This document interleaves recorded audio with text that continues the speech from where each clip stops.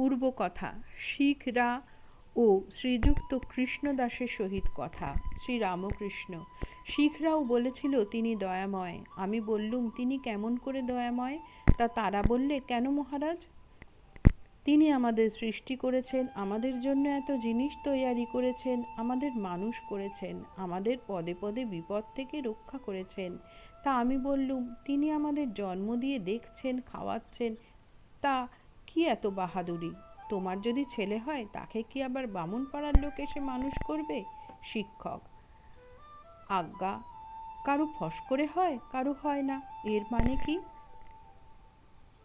লালাবাবু ও রানী ভবানীর বৈরাগ্য: সংস্কার থাকিলে সত্যগুণ।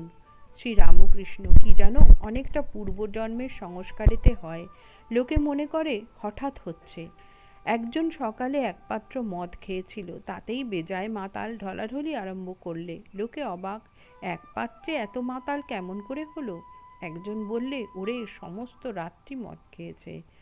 হনুমান সোনার লঙ্কা দগ্ধ করলে। লোকে অবাক, একটা বানর এসে সব পুড়িয়ে দিলে। কিন্তু আবার বলেছে, আদত কথা এই, সীতার নিঃশ্বাসে আর রামের কোপে পুড়েছিল। আর দেখো, লালাবাবুর এত ঐশ্বর্য, পূর্বজন্মের সংস্কার না থাকলে ফস করে কি বৈরাগ্য হয়? আর রানী ভবানী মেয়ে মানুষ হয়ে এত জ্ঞান ভক্তি। জয় ঠাকুর।